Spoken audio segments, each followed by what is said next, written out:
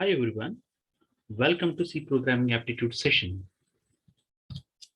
There's the first question, int main, int k is equal to 10 and with a semicolon, int I is equal to 10. This is comparison, the operator, then followed by 10 and symbol, then followed by k plus plus. In printf, I'm trying to print the value of I as well as the k. These are the following option. First one is 10 and 10, second one is 10 and 11, third one is 1 followed by the 11, fourth one is 1 followed by the 10. You can predict an output of this code. You can pass this video, you can predict an output. Now we will execute this code. Now 1 and 11 will be displayed on the screen and how exactly this code behaves. So now, and means both the condition has to be satisfied here. So here 10 equal to 10, that is true only. True means 1. And here ampersand then followed by the constant, this one 10. So this is constant. So absolutely it's become the whole expression becomes a true. True means 1 will be assigned for the I. So that is the reason 1 will be displayed.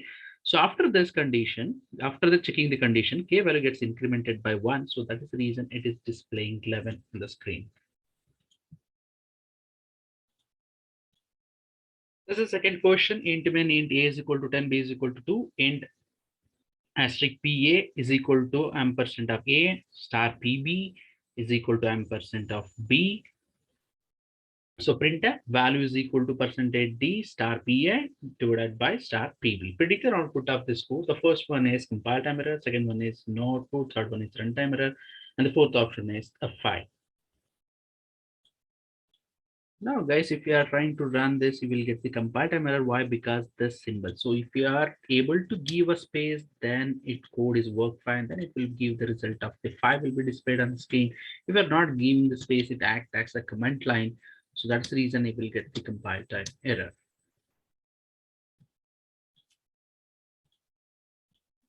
Third question is int main int I is equal to 0 for the semicolon I plus plus semicolon and for loop is end with a semicolon here and printf. I'm trying to print the value of I. Predict the output of this code. These are the following option. First option is 0, second option is 1, and third option is no output, and the fourth option is infinite times. You can guess the output of this code. Now we will run this code. Now, what exactly the output? Output is 1 is displayed on the screen, and here a for loop is end with a semicolon. First, what's the I value? I value is 0 here, and 0 means condition false, right? When the condition false, after that I value gets incremented by 1, and for loop is end with a semicolon. So definitely after the next statement will be executed here. So that's the reason the value will be 1 will be displayed on the screen. Suppose if I want to take this inside the braces, we'll check it now. So this code also gives you the same. After this, it will execute the next statement. Why? Because here for loop is end with a semicolon. Don't forget this. If I remove the semicolon now, it never get inside the loop. So for loop is end with semicolon, it will execute the next statement also. See, like this, it will be executed. Suppose if I remove the braces also here, and for loop is not end with a semicolon, so definitely the next statement won't be executed. If a for loop is end with a semicolon, definitely the next statement will be executed.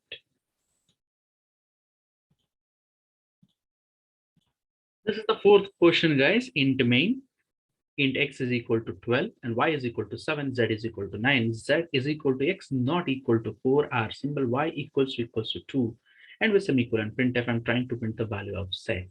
You can predict an output of this code. These are the following options. The first option is 1, second option is 9, and third option is 0, and fourth option is compile time error. Now we can guess the output of this code. Now we will execute this code. Z values 1 will be displayed on the screen. Now we will trace this code. X value is 12. 12 not equal to 4. That is true only. This is R symbol. Either any of the condition should be true. And here definitely 7 equal to that is false only. This is R condition. Any of the condition should be true. Now that is the reason this condition is true. That is the reason the value 1 will be assigned for the Z and 1 will be displayed on the screen. Why? Because this is the R, either any of the condition you should check. If it is either any of the one condition is satisfied, then it will returns the value called 1.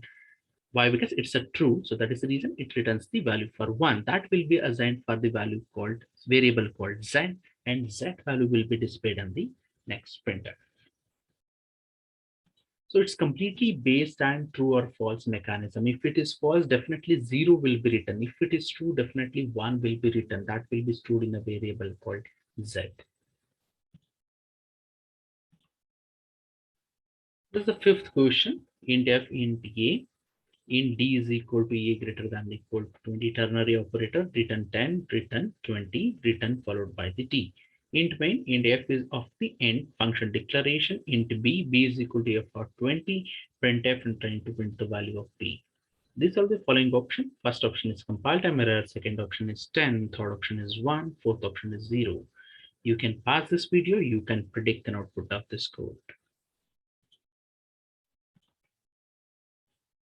Now we will execute this code, guys. Now we will get the compile time error. We should not use the return like this. And how we can use the return in a very efficient way.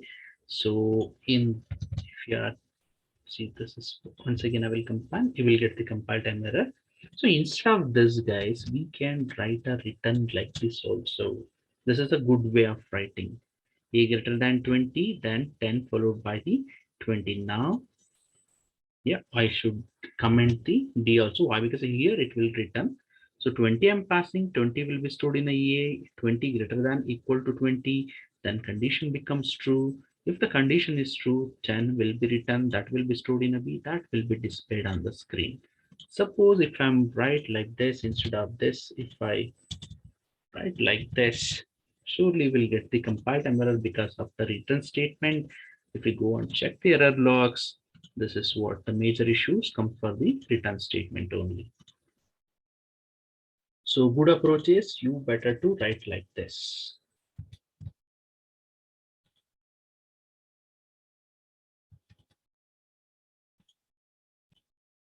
Or else you should use this approach. Here we are not using the return. After the checking the condition, value will be stored over here based on the true and false. That value will be written over here.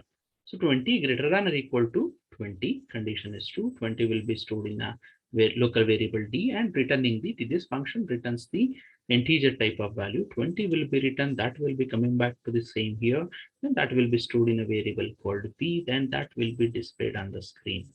In this way also we can write.